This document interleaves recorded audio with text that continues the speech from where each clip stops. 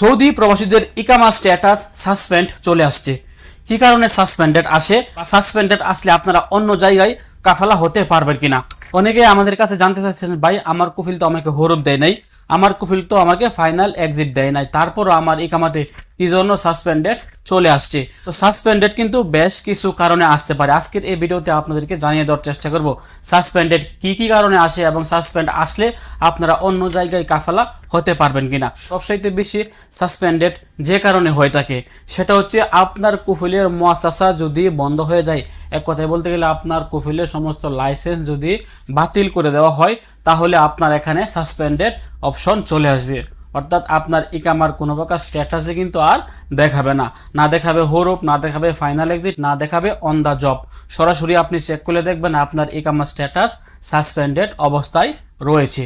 তো অনেক প্রবাসীরা জানেন না যে আপনার কোম্পানির মুআসসাসা বন্ধ হয়ে গেছে বা আপনার কফিলের যে মুআসসাসার উপরে আপনি ছিলেন এটা একেবারে বন্ধ হয়ে গেছে, আপনি নিজেও কিন্তু জানেন না। এ কারণে কিন্তু অধিকাংশ প্রবাসীর ইকামায় সাসপেন্ডেড অপশন চলে আসে। আবার অনেকে আছেন ফাইনাল এক্সিট লাগান দেশে যাওয়ার জন্য, কিন্তু আপনি দেশে যান না, দীর্ঘদিন যাবৎ আপনি সৌদি আরবে এই ফাইনাল এক্সিট নিয়ে বসবাস করেন।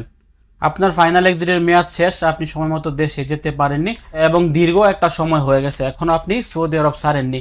সেক্ষেত্রেও কিন্তু আমরা দেখেছি অনেক প্রবাসীর ইকামা স্ট্যাটাসের মধ্যে সাসপেন্ডেড চলে আসছে। অর্থাৎ এই দুইটি কারণে কিন্তু সবচাইতে বেশি প্রবাসীদের স্ট্যাটাস সাসপেন্ড অবস্থায় চলে আসে। এবং আরও একটি কারণ আছে, সেটা হচ্ছে অনেকে আছেন ছুটি লাগিয়ে দেশে যান নাই সময় মতো, বা ছুটি লাগিয়েছেন তারপর আপনি সৌদি আরবে অবস্থান করছেন, দেশে যাওয়ার কোনো নামগন্ধ নাই। এরকম হলে কিন্তু আপনার উপরে 1000 রিয়াল জরিমানা আসে, তার সাথে কিন্তু আপনাদেরকে সাসপেন্ডও করে দেওয়া হয়। তবে ছুটি লাগিয়ে দেশে না গেলে সাধারণত 1000 রিয়াল জরিমানা আসে, সাসপেন্ডেডটা সবার ক্ষেত্রে আসে না, মাঝে মধ্যে কিন্তু আসে। 10টার মধ্যে 1টা 2টার মধ্যে সাসপেন্ডেড আসে, বাকি 8টার মধ্যে কিন্তু আসে না।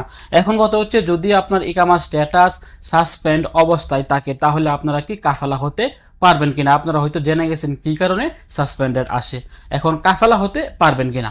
কাফালা হতে পারবেন যদি আপনার কুফিলের মুআসসাসা বা তার লাইসেন্স একেবারে বন্ধ হয়ে যায়, আপনি আর তার নামের উপরে নাই, থাকবেন কিভাবে, তার যেহেতু লাইসেন্সে নাই। এই সমস্যার কারণে যদি আপনার ইকামা স্ট্যাটাস সাসপেন্ড হয়ে যায়, তাহলে আপনারা ভালো ভালো কিছু অবস্থা ধরে মাঝে মধ্যে কিন্তু কাফালা হতে পারেন।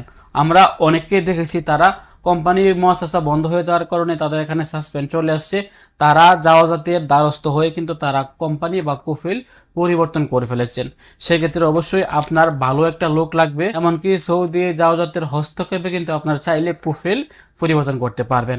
আর বাকি যে সমস্যাগুলো আছে, এসে না যাওয়ার কারণে আপনার এখানে সাসপেন্ডেড চলে আসছে, এরকম ব্যক্তিরা কখনোই সৌদি আরবে কাফালা হতে পারবেন না।